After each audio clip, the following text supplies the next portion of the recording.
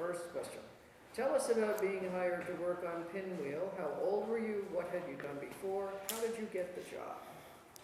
Well, I was 29 years old, and I was living in Manhattan, but shortly before that, I was living in Woodstock, New York, and I was in the recording business. And I made a friend up there, John Simon, who was kind of the producer of the 60s, Janis Joplin, the band. Someone called him from Warner Communications, was interested in acting and writing music for a children's show, and he thought of me. And I got a call shortly after he told me about it, and I went down to Warner Communications, and I was always interested in children's television, always. And I auditioned, and I was excited to get the job. Tell me about that audition.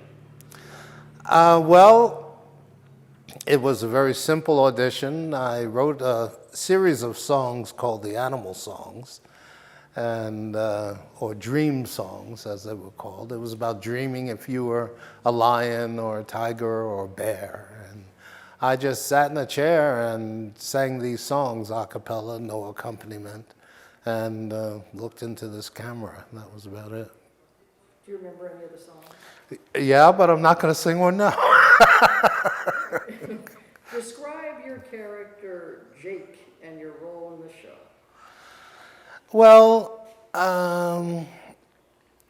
there weren't many live actors on the show, especially when we started in Cube. They were mainly puppets, and I always looked at myself as being the go-between between the puppets and the kids. And it wasn't anything. Jake was myself. It wasn't. I just played myself. Describe a day on the set of Pinwheel. What was it like to act with the puppeteers, and what was the best part or the hardest? Hold on a minute. Okay, go ahead. Yeah, so describe a day on the set of Well, before I get to that, I had a question, because when Pinwheel was on the road, you told me a great story about walking into a McDonald's. Yeah, well, we had been, after the show had moved to New York, and we filmed 2 seasons in New York. During the second season of filming, during our hiatus, the cable companies would bring us out on the road, and we had a little road show, about an hour show, where Jim Jenkins and Brad Williams and myself, they were 2 of the brilliant people behind the show. They did the puppets, and I would stand outside this little proscenium, and we'd do the show.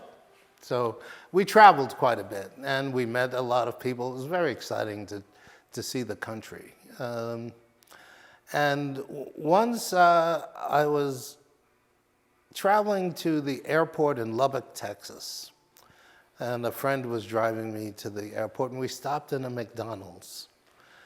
And we walked in the back door, and in the back door there were about 25, 30 kids sitting there for one of the kids' birthdays. He was having a birthday party.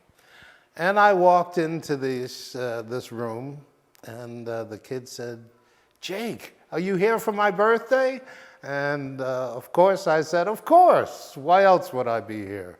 And many things like that happened.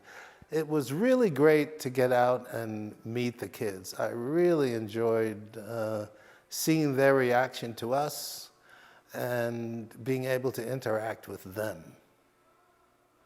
You also told me about, which I thought was hilarious, about kids who wanted to know how you got out of the television. Well, that was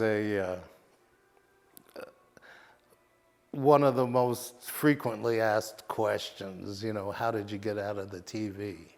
Would you tell me? Um, Describe a day on the set of Pinwheel. What was it like to act with the puppeteers? What was the best part, hardest part? Well, it was new to me. It was new to a lot of us, the television format and working within it. The most difficult thing for me was trying to keep up with the puppets.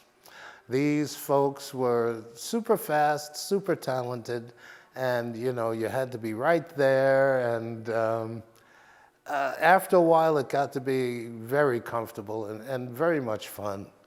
And you just went out there and you had fun. We didn't have the big problem. We had fun.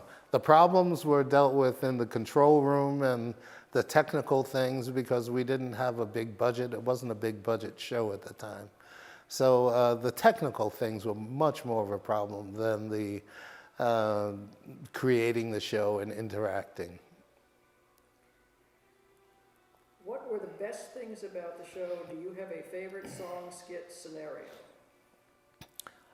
I think the best thing about that whole Cube experience was that everybody put their whole heart and soul into it. Everybody gave what they could wherever they could. And the experience, when I think of that, the recording of the fruits and vegetable song sticks in my head. We had interns because it was a multi. We had, you know, a lot of fruits and vegetables that had lines. We had one microphone in the recording studio, and the producer came, and interns came, all the actors came, and really worked together. A little bit of magic happened, which I thought might be a difficult thing, turned out to be a very magical and fun thing to do. So that was one high point for me. What was it like working with Vivian Horn and Sandy Kavanaugh? Well, of course, Vivian, who was the executive producer of Pinwheel, and Sandy, who was the producer. Sandy came from the Electric Company, I believe, and Vivian was with CTW, Children's Television Workshop, and they kept everything together. Vivian was the rock. We didn't see her too much. She didn't say too much, but her smile, and she had a confidence-giving smile, and that kept us all assured that something good was happening. Anything about Sandy? Sandy was I can't say enough good about Sandy. Sandy worked so hard and cared so much about the people, about the show. Sandy was the mortar that kept everything together and kept everything going. When did you know what you were doing was successful, that Pinwheel would have a life after Warner Cube?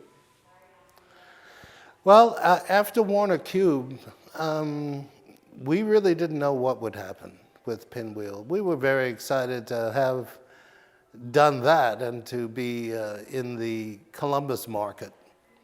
And we would get reports that it was going well in the market. And about a year after we turned off the lights on that first season, we got the inkling from Vivian that this might go into full production in New York, which was very exciting. And I think it was 2 years after that we did go, about 1980, we did go into full production in New York for 2 years. Did Pinwheel launch your career? If so, tell us how. Well, ever since I was, ever since I can remember, music was a big love. Music and theater were big passions of mine, big interests of mine. And I used to get these little records, these little yellow and blue records, the kids' records with kids' music on it.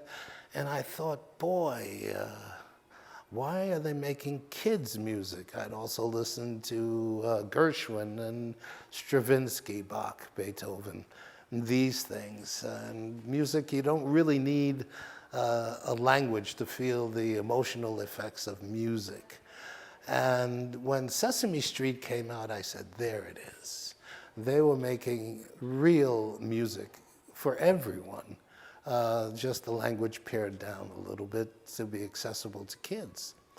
And so that was a dream of mine, to work for Sesame Street. And that's what Pinwheel did for me. It introduced me to the children's television community in New York City. And I did write for Sesame Street after the Cube project.